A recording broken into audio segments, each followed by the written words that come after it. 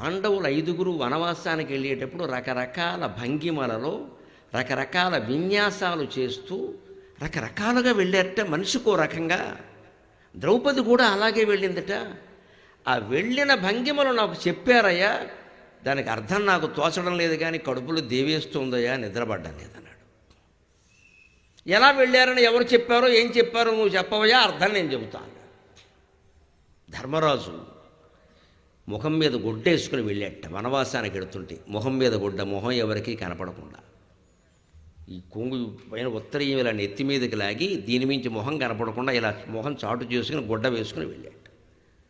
భీముడు ఇలా ఇలా ఇలా ఇలా అనుకుంటూ వెళ్ళాట, బాహువులు ప్రదర్శిస్తూ.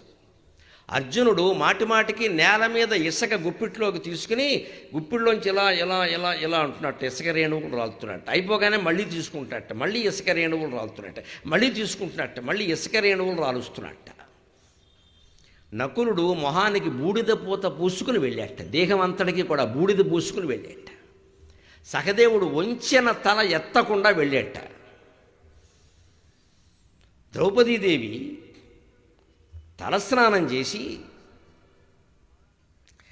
శిరస్నానం చేసేసి ఏదో కాశీనాడు కాశీగంగలో మునిగినట్టుగా తడిచీర విప్పకుండా ఆ బట్ట నీళ్ళోడుతూ ఉంటే జుట్టు విరబోసుకుని వెళ్ళిందట 5గురు వెనకాల.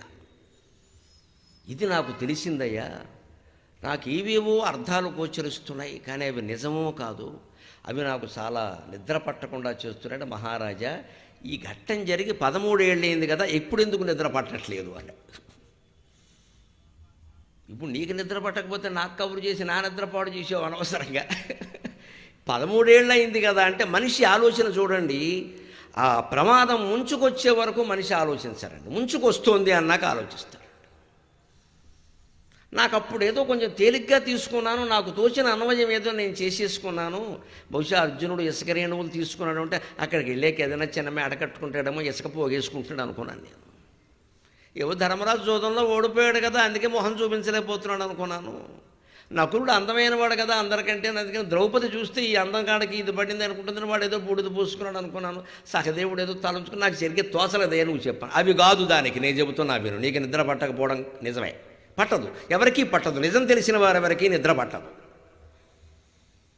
ధర్మరాజు మొహం మీద గుడ్డ ఎందుకు వేసుకున్నాడో తెలుసా? ఓడిపోయానని అవమానంతో కాదయ్యా. ఆ క్రోధ దృష్టి ఆ చుట్టుపక్కల ఉన్న ఏ జనం మీద పడినా వాళ్ళు వెంటనే మాడి మసి అయిపోతారు. నా కారణంగా ప్రజలెవరికి ఏం జరగద్దని గుడ్డేసుకున్నాడు. అంత తపశ్శాలి ధర్మరాజు. భీముడి బాహువులు ఇలా ఎందుకు ప్రదర్శించాడో తెలుసా? ఈ బాహువులతో ఒక్క గుద్దు చంపేస్తాను రా మీ ఇద్దరిని, మిగిలిన 98 మందిని కూడా అని ఆయన చెబుతూ వెళ్ళాడు. అందుకే బల ప్రదర్శన చేశాడు. అర్జునుడు ఇసుక గుప్పిట్లో ఇసుక తీసుకుని ఇసుక రేణువులు రాల్చుకుంటూ ఎలా వెళ్ళాడో తెలుసా? ఈ ఇసుక ఎలా ఎడతెరిపి లేకుండా రేణువులుగా రాలుతోందో అలాగే రేపొద్దున్న శతాధిక సహస్రాధిక లక్షాధిక కోట్యధిక బాణ పరంపరతో మొత్తం కౌరవ సైన్యాన్ని చించి చెండాడత అనే సందేశం ఇస్తూ వెళ్ళాడు. నకులుడు ఒంటి నిండా బూడిదెందుకు పూసుకున్నాడు అంటే, ఎంత అందమైన వాడిని 5గురు భర్తలుండు కూడా ద్రౌపదిని నీకు ఎవరు అందమైన వారు అంటే అర్జునుణ్ణి పెళ్లి చేసుకున్నావిడ కూడా నా మాట చెప్పింది, నకులుడు అందమైన వాడని. ఇంత అందమైన వాడికి యోగం పట్టింది అని ప్రజలు నాకేసి సానుభూతిగా చూడడానికి వీలు లేదు. ఇతరులు అసూయ పడేలా నేను బతకాలి కానీ జాలి పడేలా నేను బతకదలుచుకోలేదు అని, నాకు అందమేం లేదు, నేను మసిబొగ్గు లాంటి వాడిని అని చెప్పడం కోసం మసి పూసుకుని వెళ్ళాట. సహదేవుడు తల ఉంచుకుని ఎందుకు వెళ్ళాడు అంటే, ఆయన జ్యోతిష్శాస్త్రం రచించిన మనిషి, నీతిశాస్త్రం రచించిన మనిషి. ఆయన దృష్టి వేరుగా పనిచేసింది. ఆయన దృక్పథం అవమానపడ్డాం, దుఃఖపడ్డాం, భార్యని కళ్ళ ఎదుట వస్త్రాపహరణం చేస్తుంటే ఆదుకోలేకపోయావు, నేను ఒక మొగుణ్ణేనా? అసలు నా అలాంటి వాడి ముఖం చూస్తే ఎవరికైనా ఆపదలు వస్తాయేమో దుశ్శకునం అనుకుంటారు, ఎందుకు చూపించాలి అని తల ఉంచుకున్నట్ట.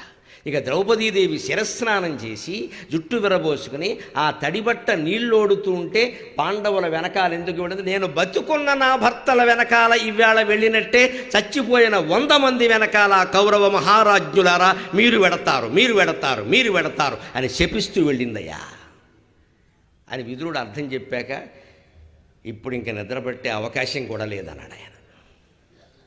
ఇంతవరకు పట్టకపోవడం కాదు, ఇక పట్టదు కూడా అన్నాడు ఆయన.